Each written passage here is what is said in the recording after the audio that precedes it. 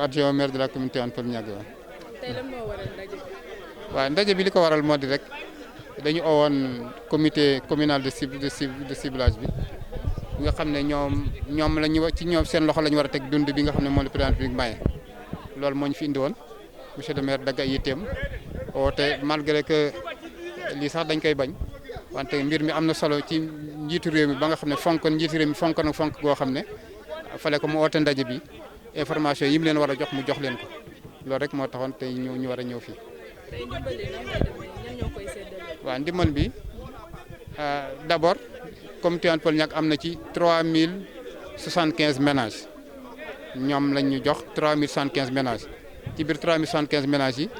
1245 ménages yi déjà élire nañ leen déjà ci liste nationale unique dégg nga ñooñu seen tur ak seen sant ak seen numéro seen adresse seen quartier yi ñu dëkk yëpp ñëw na ñu dolli ñu 1832 ménages yoo xam ne ñoom la ñu war a tànn ci biir commune bi dolli ko ci ñële pour ñu indil séddale leen dimbal bi. tey tànn bi nan lay demee ñëpp ñooy am wala dañuy. waaw tànn bi déjà répartir nañ ko ci commune bi Tivaouane Peulh ak li ko wër am nañ ci 1007 ménages Niaga ak li ko wër am nañ ci 825 ménages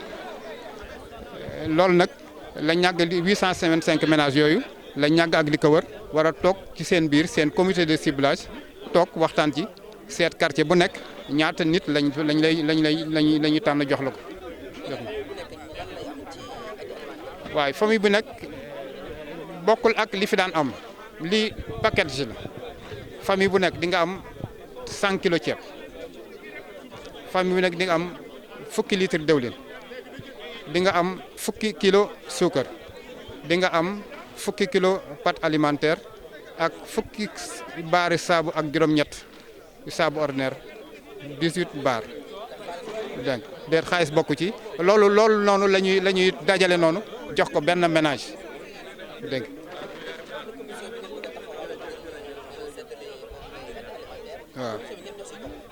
waaw commission bi boo ko rapporté au niveau quartier délégué quartier bi daf ci bokk bàjjenu gox bi dëkk ci quartier bi daf ci bokk enseignant bi dëkk ci quartier bi daf ci bokk infirmier wala infirmière bi dëkk ci quartier bi daf ci bokk bàjjenu gox bi relais communautaire bi daf ci bokk imam bi daf ci bokk ah ñooñu ñooy commission bi ñooñu ñoo war a toog nii ñu toogee ni en public maanaam kër délégué de quartier mais ci ëtt bi daal mais pas biir nag ñoo war a toog conseil de quartier boobu ñooy toog ne ñun kat jox nañu suñu quota suñu quartier tant de ménage la ci am maanaam suñu quota par exemple bu ma joxee exemple suñu quartier jox nañu ñaar fukki ménage yooyu nag la ñu war a sedd tànn ci biir quartier bi ñenn ñoo fi gën a mérito loolu bu ñu ko defee rek même bu doon ñaari ménage lañ leen jox bu ñu ne ay la yéwén ñenn ñoo fi gën a mérito bu ñu tànnee ñaar ñooñu seen jaan wàcc na dégg nga bu sañoon président sañoon ñëpp ay am mais 1 million de ménages ci Sénégal loolu bari na boo demee fa mu war a jar dem tey bu Sénégal wërngër këpp 8 millions de Sénégalais war nañ ci jot war nañ ci bénéficier normalement ça c'est pas petit c'est plus de la moitié de la population dégg nga donc sas bi tey moo di ñoom vraiment ñu doxale ko ci meilleure manière dans la plus grande transparence dans la plus grande discipline dégg loolu rek la ñu leen sant moo tax monsieur le maire ñaax leen ci loolu pour que ñëpp a taxaw ci pour que qu'il y ait zéro contestation dans les quartiers dégg nga quartier li ñu ne ko ñaane moo di ko aussi 1245 nga xam ne ils sont élus dans le registre national quartier bu nekk am nga ci kooku léegi dès demain matin dañu leen jox registre boobu quartier sangam diw ak diw déjà jox nañ leen ba pare ñu teg ko fële ñooñu kenn du leen tànn mais ñi ci des ñu war a tànn nag dañu leen war a tànn en toute démocratie boole leen ci ñële moo nekk nag li waa quartier bi war a am en totalité. voilà donc au nom de monsieur le maire nous venons de Tivaouane Peulh comme ça où on a tenu une même réunion donc confinement oblige donc état d'urgence oblige on ne pouvait pas faire une seule réunion normalement c'est comme ça que ça devait se passer mais compte tenu des circonstances on a éclaté les deux réunions en deux on vient de Tivaouane Peulh où on a fait le même process là-bas. Donc aujourd'hui, l'objectif, c'est de monter le comité communal de pilotage qui est chargé de la distribution des vivres au niveau de la communauté Hann Peulh Niaga. C'était ça l'objectif. On est éligible jusqu'à concurrence de 3075 ménages dans la commune. Donc vraiment, c'est une part belle aussi que le président de la République nous a dédié. Donc dans ces 3115 ménages, il y a 1245 ménages qui sont déjà choisis dans le registre unique national. Donc voilà la liste de ces ménages. Demain matin, on va les remettre aux différents présidents de commission qui vont faire la répartition à ce niveau. Maintenant, on a 1832 ménages cibles. On a réparti les 55% de ces ménages appartiennent à Tivaouane Peulh et environ, et les 45 ménages qui suivent appartiennent à Niague et environ. 1007 à Tivaouane Peulh, 825 ménages à Niague.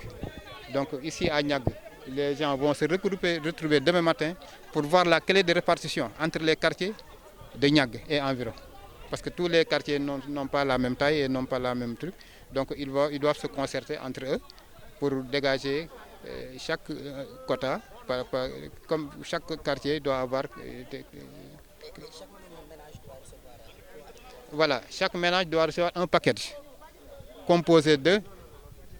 100 kg de riz, 10 kg de sucre, 10 litres d'huile, 10 kg de pâte alimentaire et 18 barres de savon. Ça, c'est en total un package qu'on va remettre à chaque ménage. Voilà.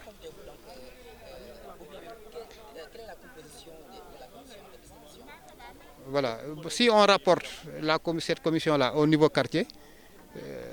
elle sera composée du délégué quartier lui-même, de la Badiane Gokh du quartier, du relais communautaire du quartier, comment dirais-je, de l'enseignant, du directeur d'école du quartier, de l'infirmier chef de poste ou bien du quartier, ainsi de suite, ainsi de suite. Normalement, chaque comité doit avoir au minimum 7 à 8 personnes ressources dans le quartier qui doivent se réunir publiquement pour statuer et attribuer aux ayants droit, aux plus méritants dans le quartier, vraiment, cette allocation-là. Donc si tout se passe ainsi, vraiment, les choses vont se passer dans la plus grande démocratie, dans la plus grande transparence, ce que nous demande le chef de l'État. Vraiment, l'objectif serait atteint.